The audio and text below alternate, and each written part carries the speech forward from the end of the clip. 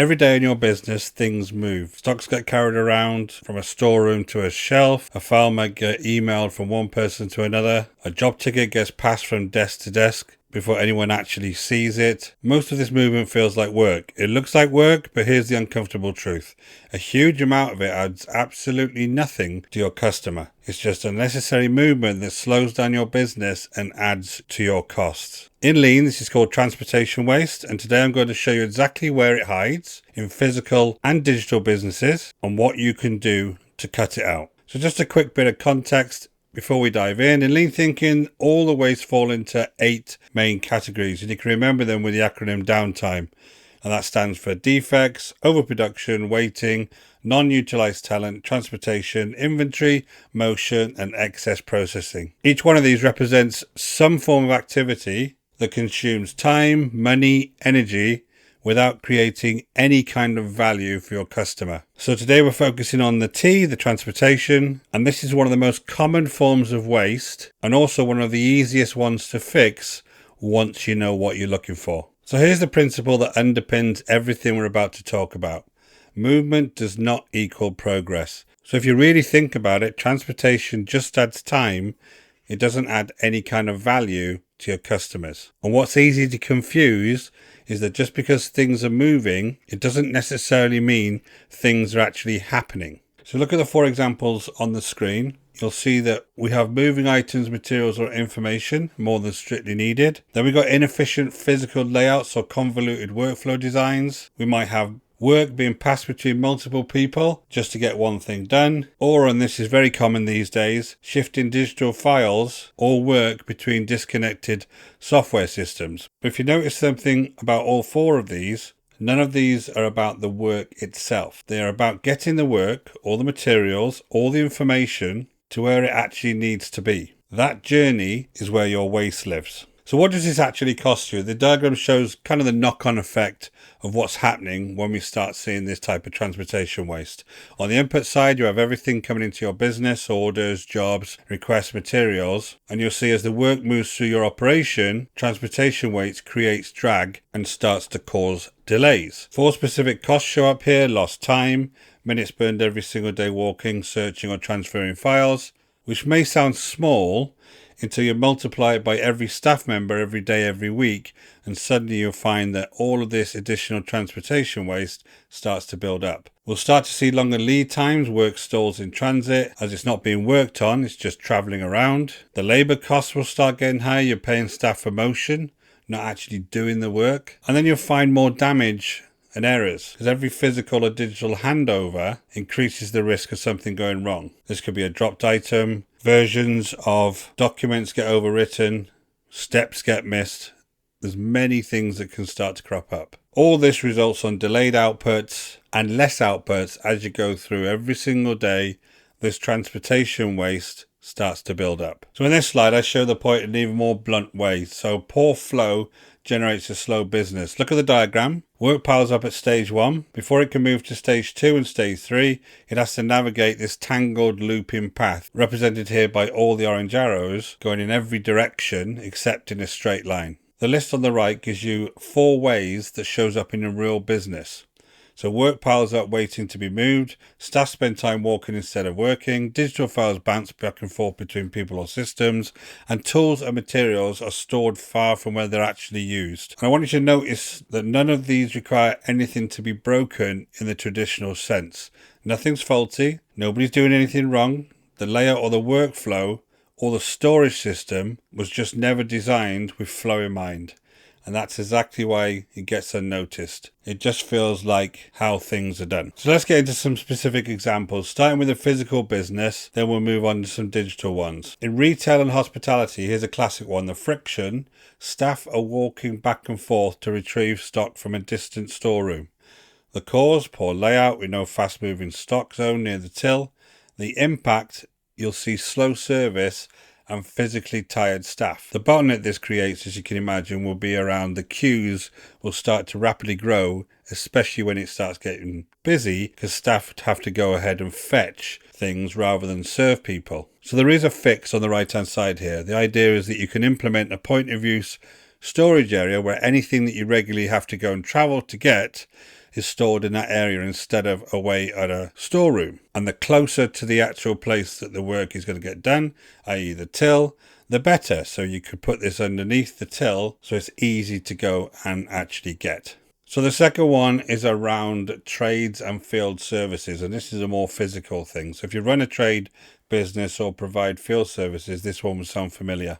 So the friction is that tools are stored in disorganized vans or sheds far from the active work area. The cause is no organized mobile tool station. The impact is lost minutes every single hour searching and retrieving.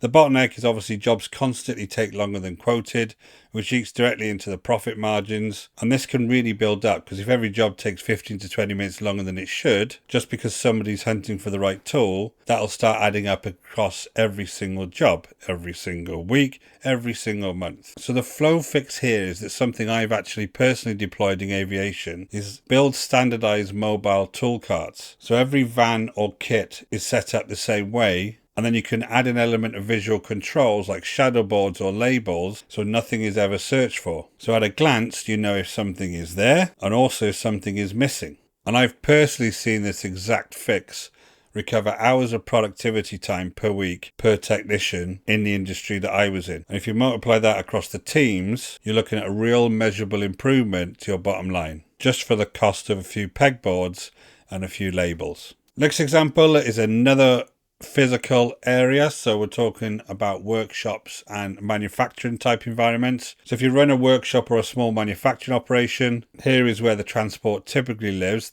The friction is the moving parts between multiple workstations unnecessarily. The cause, poor workflow design that ignores the actual sequence of production. The impact, longer cycle times, higher handling risk. Every time something is moved, there's a chance that it will get damaged or broken. So the bottleneck here is obviously work in progress continually builds up between misaligned stations. You can often see this physically, as you'll have piles of half-finished items sitting everywhere. And of course, they're waiting for somebody to actually get on with them. The flow fix, you reorganize the layout. You think about the layout in a process order so that one part of the process or the station within that particular cell feeds number 2, feeds number 3, and it's more sequential. You reduce the physical distance between the key manufacturing steps and you bring them as close as possible. One example here I talk about a lot is one of the repair processes we put in place in an aviation environment where a part had to go off to an oven after it had been painted. That oven was over 100 meters away because it was being used for multiple other repairs as well. So basically we had to think about how can we reduce the time and the distance for that particular part of the process, because once it went off, it could take days before it ever came back. So we ended up looking and purchasing a separate oven that was capable of doing those types of jobs. Now, these were small jobs, so the oven was capable of doing many different types of repairs within that particular area, and that paid for itself very quickly when we started reducing the turnaround time of multiple different products. The next example is around the digital arena in a kind of admin and operations environment. And transportation still exists in a digital environment. In admin and operations, I see constantly the friction being files getting downloaded, edited offline, re-uploaded, and then emailed back to whoever needs it. The problem usually is there's no shared workspace or version control. And the impact is slow turnaround times and lost versions, with people editing old copies and having no real process to control these types of versions. Of course, the bottleneck is cumulative over time, where that particular process, people who work downstream of it will be waiting for files because of all of this process going on around the uploading and downloading of files. So the fix, we could migrate to a digital shared workspace which replaces all different types of email attachments. We can have live collaboration, shared links, instead of sending various copies back and forth. Everyone works on the same document in the same place at the same time, and this is very common. Now there's lots of different companies that provide these, but there's still a lot of people that are doing the legacy way of working, which causes a lot of issues. Next up again is a digital process. If you run any kind of customer support function, this will be familiar. The friction is a support ticket gets passed between multiple agents before reaching resolution. The cause, unclear ownership, gaps in how tickets get routed to the right person, and just generally not an escalation process in place. The impact, response times plummet, customers get frustrated, every handover adds delay, and every delay is visible to the customer. And then the bottleneck is obviously the number of tickets in the backlog starts growing, and there's a cumulative effect because the actual delays in handoffs don't just affect the one ticket, they start affecting every other ticket that comes in. So there is a fix for this.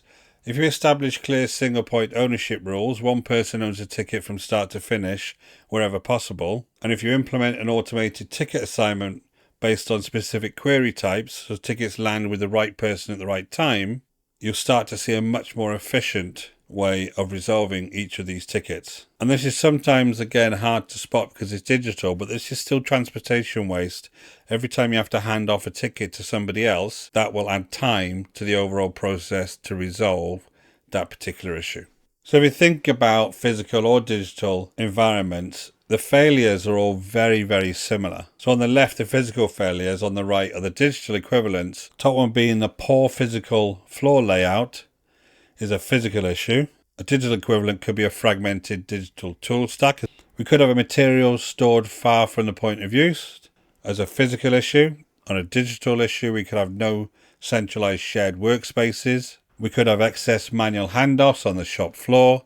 On the digital equivalent could be overly complex multi-stage approval chains. Or we could have a lack of standard walk-in paths for various components, and the digital equivalent to this would be unclear file ownership and custom digital routing. So the easy way to think about this is that distance is a friction in your process, whether it's measured by simple footsteps or whether it's measured by clicks. On the left hand side, you see that there's a tool that we use in Lean called a spaghetti map, and every step connects to every other step in a tangled mess of arrows. This is usually what an unmapped, never examined workflow looks like once you actually draw it out. It's chaotic, and you can see there's a lot of wasted movement in this process. And that's because the process was probably built up over time, or something was added to an existing process which used similar type of tools or files, but doesn't really make sense if you start thinking about it as a sequence. On the right, there's a streamlined flow. Each step connects to the next in a clear logical sequence. There's no backtracking, no crisscrossing, and work moves in one direction. But what we've got to think about when we look at both of these scenarios is that work being done on both sides is identical. It's the same people, it's the same type of work. The only difference is the order and the connections between them. And this is why there's a real value in mapping out a process so that you can visually see what's going on, but make sure we understand the transportation of files or parts or whatever it may be clear in that map, because that's going to bring the real value here. Because if it's never been mapped before, a process is very rarely, as you see here on the right hand side. So how do we spot the transportation waste? So I put together a bit of a checklist here that you can use with 5 questions. And you've got to be honest with yourself as you go through these, and they're really going to help you spot where you can get these transportation issues. So number 1 is, do staff walk around a lot just to gather what they need? Number 2 is, do digital files regularly move between multiple people's inboxes? Number 3, are tools, assets, or materials frequently hard to find? Number 4, does work ever sit idle, simply waiting to be transferred? And number 5, do you use more than 3 systems to complete a routine task? So once you have that checklist, if you have any ticks on it, you've got issues around transportation in your business. And we usually call these frictions. And what you can do is start listing out these frictions and then using a diagnostic heat map to actually go ahead and figure out how often they happen, whether they're rare or whether they happen all the time, and then what's the business impact. So when you think about the frictions that you've identified, think about them in a couple of ways to understand how much impact they're having. So what frustrations are your team seeing repeatedly? What kind of things slows down the output decisions or the delivery? And where is the work continuously piling up? Those 3 things will tell you how serious some of these transportation issues are. This is a really nice visual way to see what you can concentrate on and what you're going to try and fix. So when we're thinking about how to fix some of these issues, I've got a 5-step resolution method here. First thing we do is we want to map it and understand exactly what happens today. Once we've mapped it, make sure we highlight any kind of handoffs or movements to make sure we've captured them. Then once we have those highlighted, we want to really question ourselves, does this add any kind of value to our customers, this particular movement? If not, we want to try and reduce that movement in some way by automating transfers, by cutting distances between steps, whatever it may be. And then we've got to standardize the way that this works going forward so that we understand the new process and then we maintain that new process. So I want to leave you with the same message I give at the end of these explanations of these different types of waste. You can't fix everything at the same time. So you want to start small to scale fast. So the aim here is to pick one process, and within that process reduce one movement or bring one tool or file closer to where it's used. That's the start of this. Every small change you make will start to bring more and more time savings, and over time that can have a real impact. If this video was useful to you, don't forget to hit that subscribe and notification bell, and I'll let you know whenever I produce new videos. And guys, if you want to understand the impact of your waste, I've got a free tool on my website. You'll see the link in the description below. Go and check that out. There's lots of great information on there, and you can start improving your business today. Until next time, take care.